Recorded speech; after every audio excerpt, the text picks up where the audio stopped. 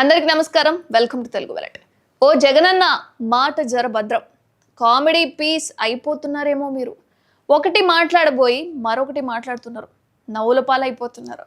అయితే వైసీపీ శ్రేణులతో సమావేశాల్లో మీరు చెప్పే అర్థం పర్థం లేని సూక్తులు, సామెతలు, ఇక జగన్ ప్రెస్ మీట్ అంటే ఆసక్తిగా ఎదురు చూస్తున్నారు సోషల్ మీడియా ట్రోలర్స్.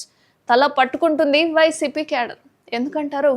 అసలు విషయానికి వస్తే పార్టీ నేతలతో సమావేశం నిర్వహిస్తే వారిలో స్ఫూర్తిని నింపాలి, చేయబోయే పోరాటాలకు సన్నద్ధం చేయాలి, వారిలో ధైర్యం నూరిపోయాలి.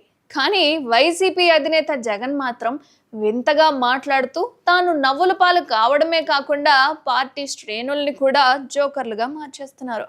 వారితో ఏం మాట్లాడాలో ముందుగా నిర్ణయించుకుంటారో లేదో తెలియదు, కానీ ఆ సమావేశాల్లో మాత్రం చెప్పే సూక్తులు వినలేక వైసీపీ నేతలే చెవుల్లో వేళ్లు పెట్టుకుంటున్నారు.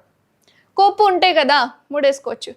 అధికారం కోల్పోయిన కొత్తలో పార్టీ నేతలతో విస్తృత స్థాయి సమావేశం నిర్వహించారు జగన్.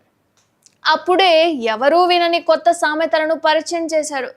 జుట్టు ఉంటే ముడేసుకోవచ్చు, జుట్టు లేకపోతే ముడేసుకోలేం, అధికారంలో ఉంటే సేవ చేయొచ్చు, అధికారంలో లేకపోతే సేవ చేయలేం అనే వారిలో ఇదో స్థైర్యాన్ని నింపేలా మాట్లాడాలనుకున్నారు. అయితే జగన్ వ్యాఖ్యలు విన్న వైసీపీ నేతలు వారిలో వాళ్ళే నవ్వుకున్నారు. అసలు ఏం చెప్పాలనుకుంటున్నారు, ఏం చెప్తున్నారని తమలో తామే ప్రశ్నించుకున్నారండోయ్. అయితే ఆ తర్వాత మరో సమావేశంలో మాట్లాడుతూ బాటిల్లో నీళ్లు కింద పోయొచ్చు, కింద పడిన నీళ్ళని బాటిల్లో పోయలేం అని మరో సూక్తి వదిలారు. చెప్పడం చేతకానప్పుడు ఏవేవో మాట్లాడి ప్రజల్లో పలచనవ్వడం అవసరమా అని ఈ వీడియోలు నెటిజన్లు వైరల్ చేస్తుంటే చూసి తట్టుకోలేని అభిమానులు మదన పడిపోతున్నారు.